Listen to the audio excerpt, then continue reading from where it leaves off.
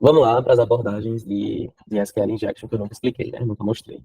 SQL Injection tem algumas abordagens para você capturar os dados. A primeira coisa, quem, o, quem quiser ficar bom nessa área, não use SQL Map. É proibido usar SQL Map para conseguir dumpar uma base de dados. Proibido. Que porra de... Ou seja, nada de SQL Map, ok?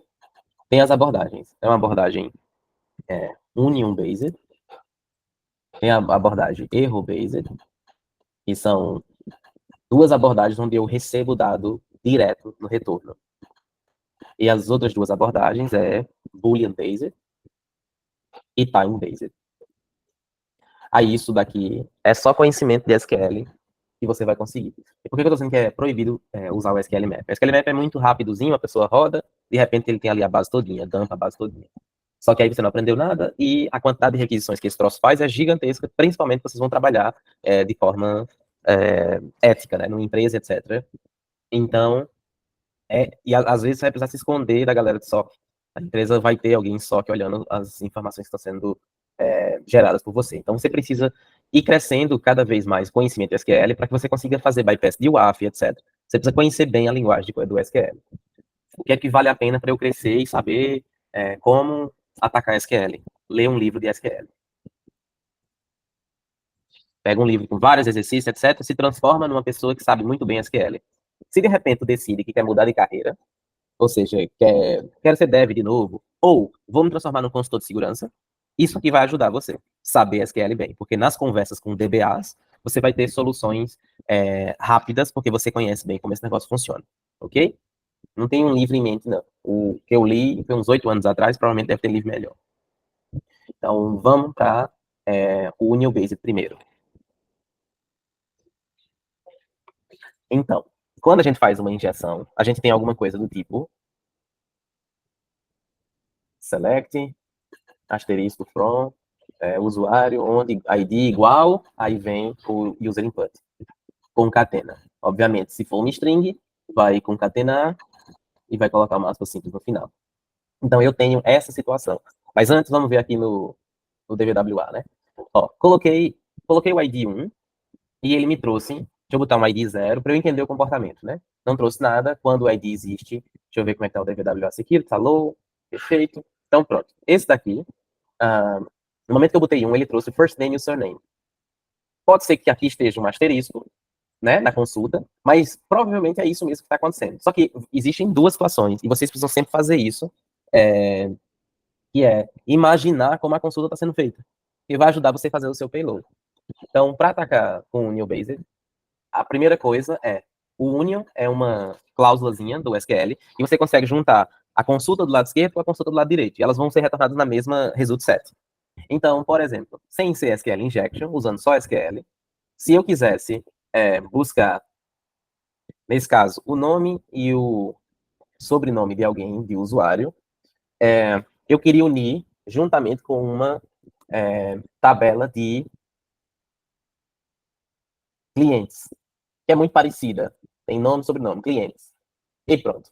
Se eu fizer isso, o que vai acontecer vai trazer todos os usuários, depois vai trazer todos os clientes. Então, isso é só conhecimento de SQL. Existe essa opção de você concatenar o resultado do lado esquerdo com o lado direito, utilizando essa cláusulazinha union. Então, lá no nosso... Aqui, o que eu vou tentar primeiro é descobrir se está vulnerável, né? Eu boto um aspas simples. E ele diz que eu tenho um erro de sintaxe. Então, quando você tem um erro de sintaxe, o que é preciso fazer é, tipo, deixa a consulta funcionando do mesmo jeito. E esse aprendizado aqui, que eu vou fazer agora para vocês, é muito importante para trabalhar com segurança da informação. Porque se você faz OR 1 igual a 1, que é o padrão que a gente vê, se você faz isso, tá errado, porque você vai estar trabalhando com empresas reais, e se você faz isso, se esse ID aqui não existe, quer dizer, ele vai trazer todas as tuplas possíveis do banco de dados. Se essa condição que você colocar aqui for verdadeira, né? 1 igual a 1. Ou seja, é errado testar desse jeito, porque pode dar merda. Então, uma coisa que não vai trazer todo o banco de dados de um banco de dados que pode ser gigantesco é o Wendy. Então, eu faço isso daqui para ver se eu tenho injeção. Retornou, continuo com a injeção, né? Porque quando eu pego essa informação e eu jogo lá nessa consulta que está aqui, Ó, se essa for a informação do usuário, essa aspa simples fechou essa aspa simples fechou essa, e minha consulta continua funcionando. Só que, como vocês podem ver, tem uma aspa simplesinha no final. E para eu fazer o meu union, all, select, blá, blá, blá, eu preciso que essa aspa simples não exista. Ou eu posso deixar ela existindo, e aqui no final eu faço where 1 igual a 1. Aí vai funcionar, vai continuar funcionando do mesmo jeito se eu executar esse payload aqui, colocando uma aspa simples. Sem tudo isso, né? Seria aqui. Então, continuaria funcionando. Mas uma necessidade para o Union é que a quantidade de colunas da consulta do lado esquerdo precisa ser a mesma quantidade da coluna do lado direito. Então, como eu não estou vendo quantas colunas existem, eu preciso usar uma técnica que é muito simples, que eu vou mostrar aqui para vocês. Então, a primeira coisa é, eu preciso comentar o que vem na frente. Eu vou tentar, usando o asterisco, ele continua trazendo, né? O dado. Então, eu vou comentar o que vem na frente, mas eu vou dizer ordene by 10. Aí, o que é que o banco disse? Isso aqui é um erro descritivo. Isso, por si só, já é uma vulnerabilidade. Porque a mensagem de erro do banco está sendo retornada para a tela. Então, ele está me dizendo que a coluna 10 não existe. É uma coluna desconhecida. Banco de dados permite que você, ao ordenar por colunas, você pode colocar o nome da coluna ou você pode colocar o número dela na ordem. Que eu acho que começa de 1. Eu acho que é de 1, sim. Então, por essa order by, eu consigo descobrir a quantidade de colunas, que era uma necessidade para o Union Based, ok? Então, vou botar 5 agora. Ainda não existe. Deixa eu botar 3. Não existe, deve ser 2 porque tem first name e surname. Então, vou colocar 2. E aí ele conseguiu ordenar, descobrir a quantidade de colunas. O order by, ele foi utilizado apenas para descobrir a quantidade de colunas que a consulta do lado esquerdo está trazendo. Uma coisa que é difícil, mesmo sabendo o nome das colunas, é que o tipo precisa ser o mesmo. Se forem tipos diferentes, não funciona. Aí você, quando tem, por exemplo, 16 colunas que retornam, você tem que jogar no intruder e tentar todas as possibilidades de tipos diferentes, seja um número, seja um booleano, seja um string, para conseguir descobrir e conseguir utilizar o Union Based. O Union Based é o melhor dos cenários, porque quando eu dou um select asterisco from uma tabela, ele traz tudo. Então eu vou conseguir ler todos os usuários do banco de dados. Se eu tiver um Union, os outros não. Então, vamos de novo. Dessa vez, eu vou fazer union all select 1,2 e comenta tudo que está na frente. Quem nunca fez isso, o banco permite que você peça para que informações estáticas sejam retornadas. Nesse caso, eu estou dizendo para o número 1 e o número 2 ser retornado. Então, vamos ver. Então, ele retornou agora, nessa consulta, duas tuplas. Uma está com o nome do usuário e a outra as informações estáticas. E aí entrou como se o first name fosse 1 e o surname fosse 2. Agora que eu tenho o meu payload funcionando, eu começo a capturar informações do banco de dados. Então, se eu coloco aqui @version, ele vai trazer a versão do banco de dados. E agora estou caminhando para fazer o que eu quero, que é dumpar a base de dados inteira. Só que eu preciso descobrir o quê? Nome das tabelas, nome das colunas, etc. E aí, você não precisa lembrar essa coisa de cabeça, porque são vários bancos, né? Tem 6 bancos de dados, pelo menos, no mercado. Então, SQL Injection, sheet. Espera que eu sei um que funciona. Quer dizer, deixa eu ver isso, né? Como é que tá. Ele disse para trazer as tabelas? Diz não. Diz. Pronto. MySQL, isso daqui, teoricamente, vai trazer o nome das tabelas. Então, eu pego isso, pego o payload que funciona, e aqui eu vou complementar no final, ou seja, não vai ser asterisco, né? Mas eu preciso deixar select, aí uma informação estática, vírgula, information schema.tables, isso é o from, e aqui tem um nomezinho a mais, que é o nome da tabela, e é table name. Por isso que eu não gosto. Deixa eu pegar o que eu conheço. Tem Testmon, que é mais antigo do que tudo no mundo, mas isso aqui ajuda a vida inteira. MySQL. Deixa eu pegar uma das colunas. Table. É Table Schema, o nome do banco de dados. Então, alguém quer perguntar alguma coisa? Não, professor, foi eu que abri aqui sem querer. Table schema, table name, from information schema.tables. Ou seja, vai trazer todas as tabelas existentes nesse banco de dados. Nossa senhora, como tem coisa aqui. Mas vamos para o que interessa, tá vendo? Do banco de dados DVWA. Não.